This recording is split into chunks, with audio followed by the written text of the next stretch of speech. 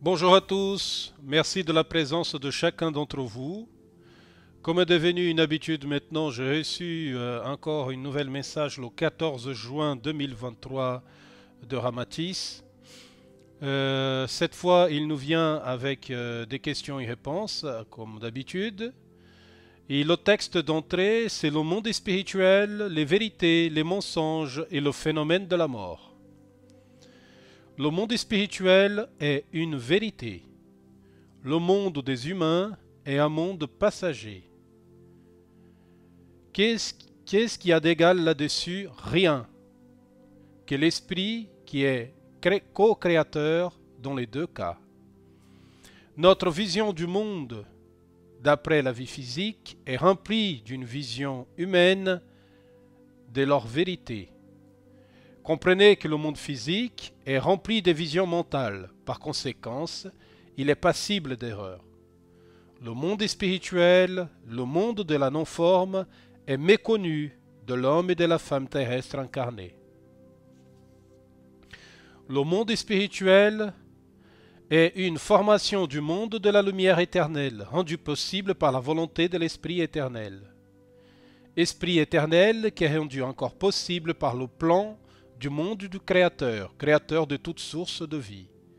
La création de l'homme et de la femme est un accumulat de plusieurs autres qui sont liés les uns aux autres. Et toutes créations sont nécessaires, et toute cette création sont nécessaires au développement du être éternel incarné. Le plus grand mensonge est de croire que la vie terrestre est l'unique vérité, la vie dans la matière.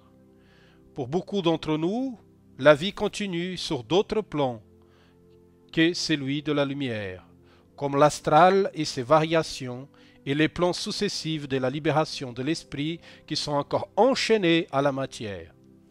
Nous devons rester attentifs à tous les plans, car la vérité est en vous. Comprendre que le passage sur le plan terrestre vous amènera à la libération de l'ego et au retour à notre demeure éternelle. Bien à vous, mes frères et sœurs, Ramatis, paix et amour. Là, nous commençons par les questions-réponses. Quelles sont les vérités sur le plan spirituel que nous ne connaissons pas encore? Pouvez-vous nous éclairer? Ramatis répond. Les vérités jadis comme sur terre, que l'amour est la seule et unique vérité. Béni dans l'amour, vous serez, si lors votre apprentissage... Béni sera l'amour, si lors dans votre apprentissage terrestre, vous aurez compris que l'amour est votre salut et votre éternité, et que votre ego est une chenille. Je vais répéter cette question parce qu'elle est intéressante. Quelles sont les vérités sur le plan spirituel que nous ne connaissons pas encore? Pouvez-vous nous éclairer? Ramatis répond. Les vérités jadis comme sur terre, que l'amour est la seule et unique vérité.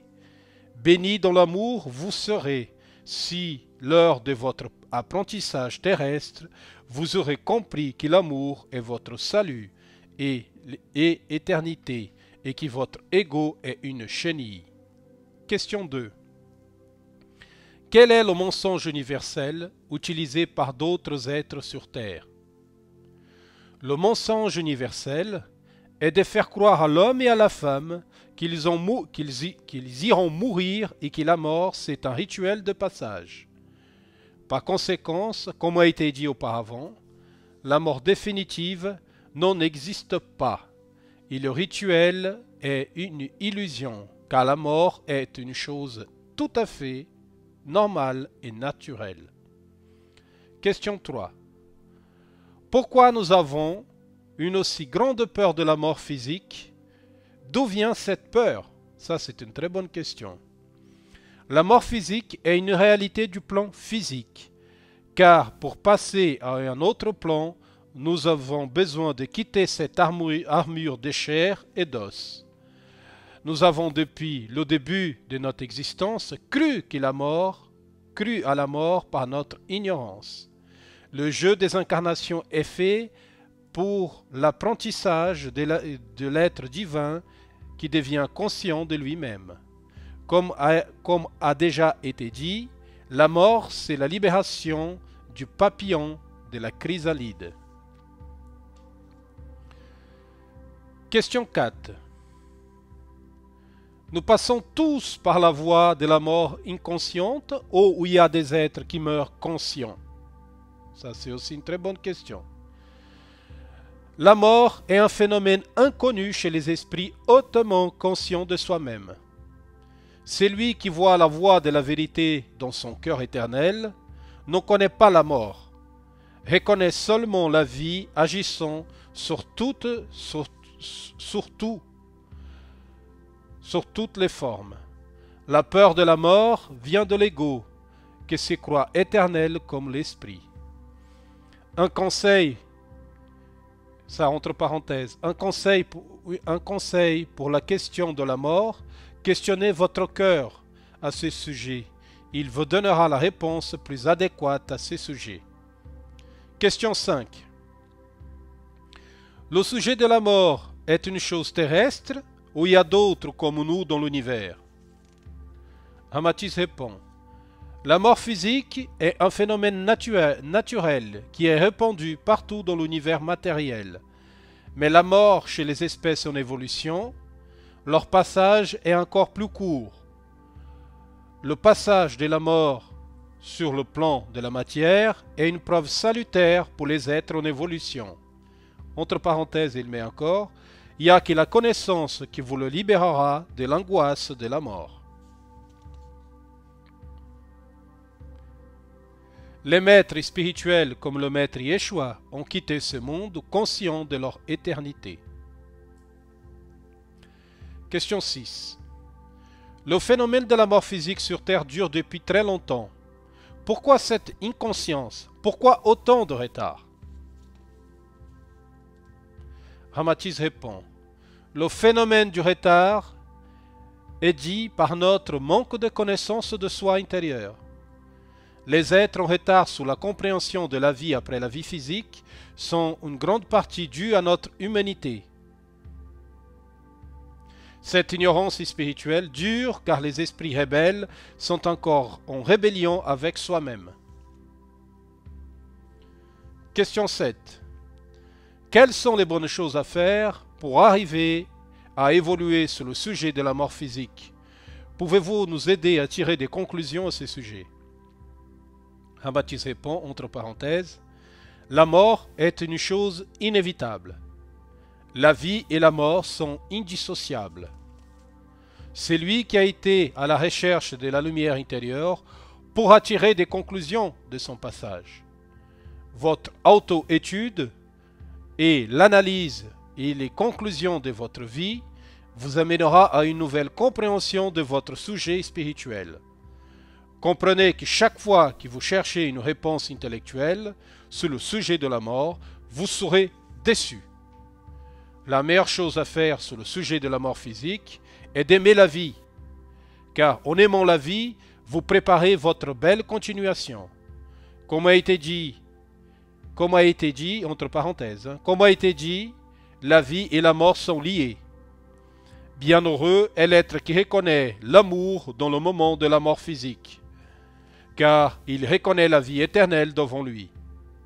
À vous tous, mes frères et sœurs, paix et amour, Ramatis. La lumière est en vous.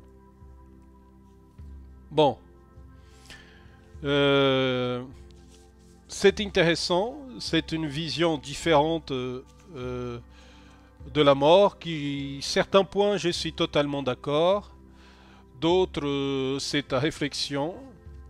Je pense que le phénomène de la mort, c'est quelque chose de naturel, c'est vrai. Et que malheureusement sur Terre, nous avons très peur du phénomène de la mort. Alors que la mort et la vie, c'est une chose tout à fait naturelle.